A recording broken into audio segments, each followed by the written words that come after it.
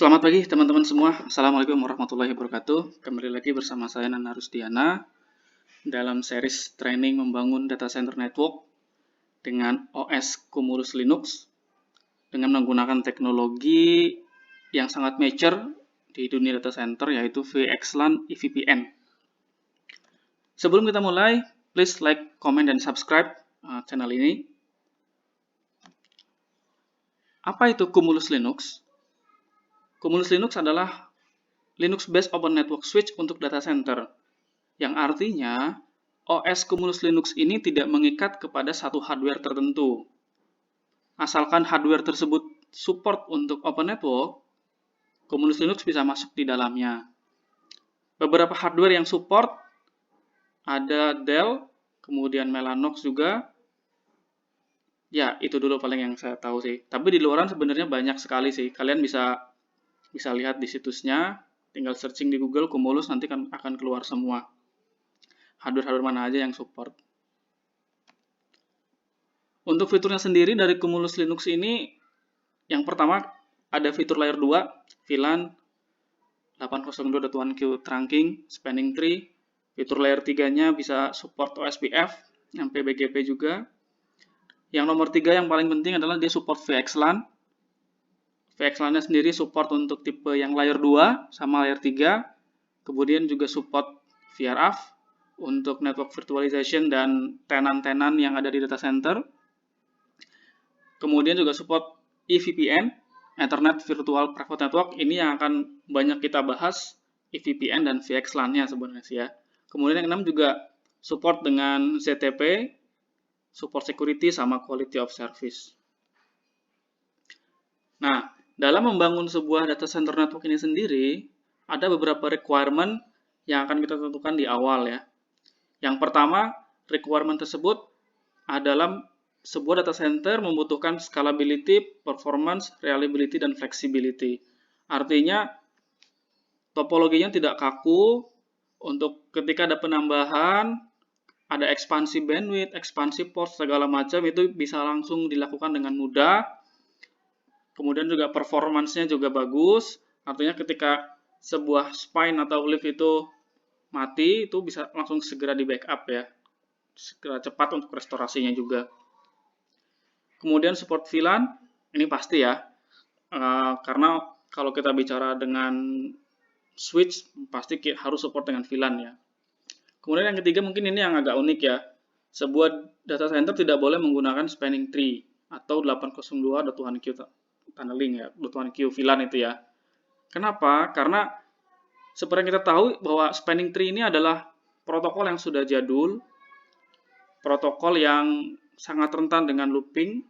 Jadi kita pengen sebuah data center ini sangat secure ya, tidak ada looping, tidak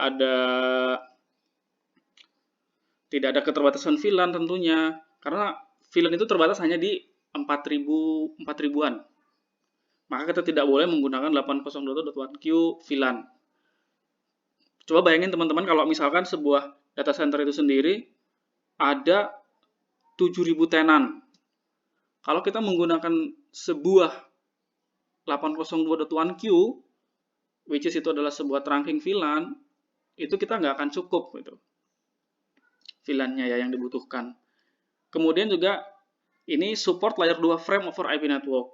Nah, ini nanti support layer 2 frame over IP network ini yang akan dibahas adalah sebenarnya VXLAN dan EVPN itu sendiri. Yang kelima juga support multi-tenant dan network virtualization. Artinya tenan-tenan di data center itu bisa berbagi switch yang sama, tapi secara network itu bisa terpisah gitu ya. Nah, ini sendiri adalah sebuah topologi yang akan kita deploy nantinya ya di seri-seri berikutnya.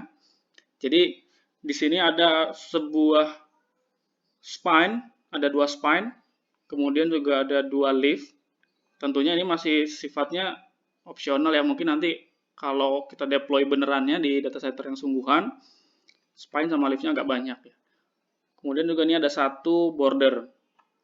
Untuk contoh kasus yang akan kita deploy, ini Misalkan ada sebuah pelanggan ABC ya. Pelanggan ABC ini dia mempunyai dua buah server yang terkoneksi ke switch lift 1 sama switch lift 2.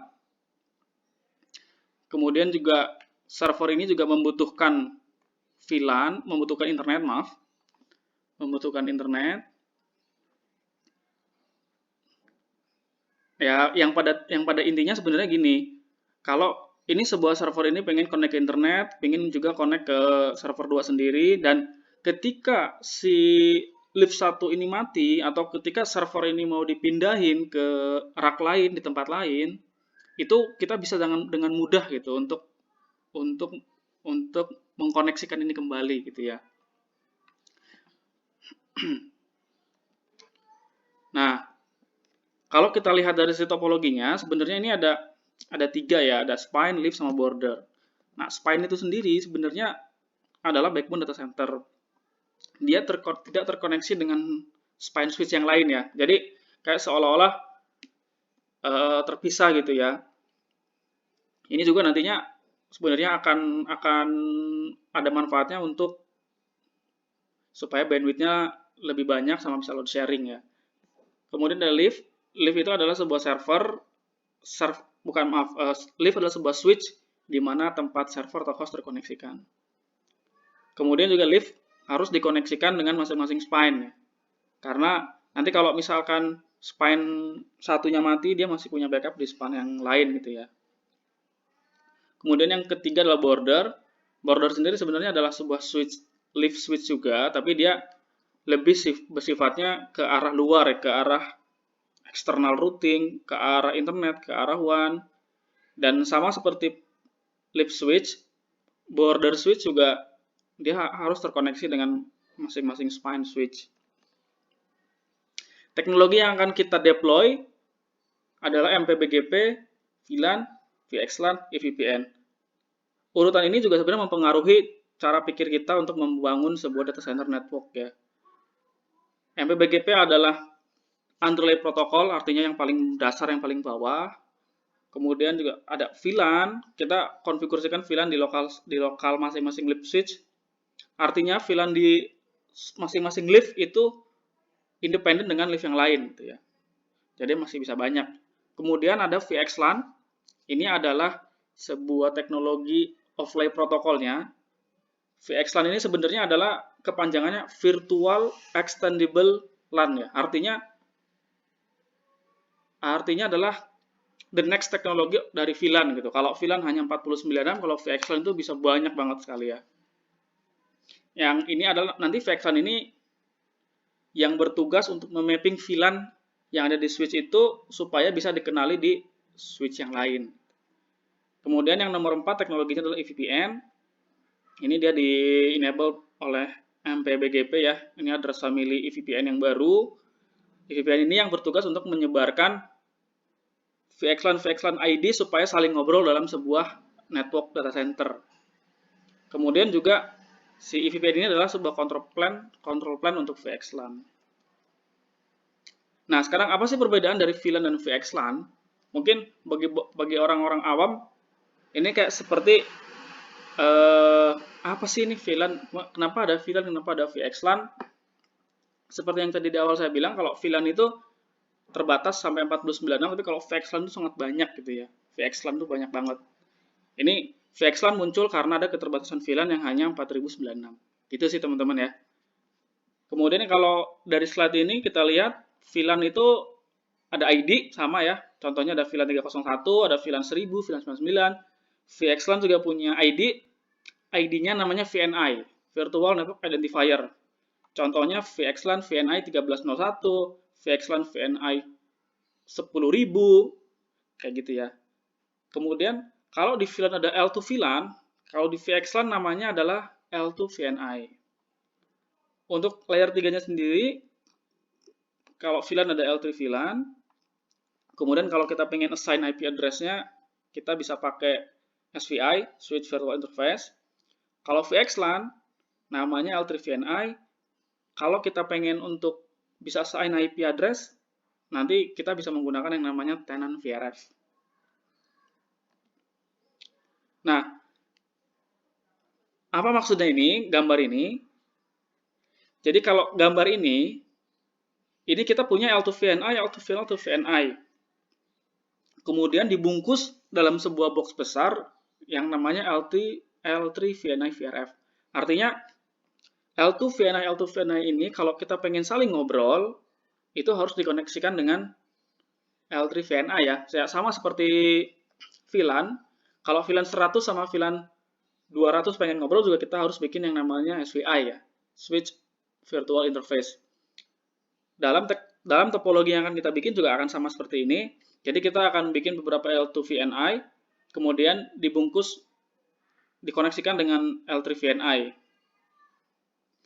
Nah, nanti L3VNI ini yang bertugas untuk menyambungkan beberapa L2VNI. Jadi kalau misalkan teman-teman punya Sun Storage networknya 10, 10, 10, 10, 10, 1, kemudian ada server 10, 10, 10, 20 yang beda network tentunya, nah ini nanti dikoneksikan lewat sini. Kemudian nanti juga kita akan sering menjumpai yang namanya VTAP. VTAP sendiri adalah VXLAN Tunnel Endpoint. Jadi sebenarnya VTAP itu adalah kayak interface tunnel kayak kita bikin grid tunnel biasa. Tapi ini kita namanya VTAP. Jadi ini adalah kayak tunnelingnya VXLAN gitulah.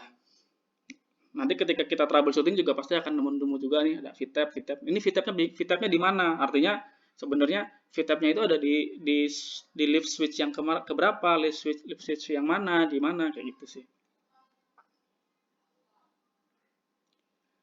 Nah, sekian dulu teman-teman semua.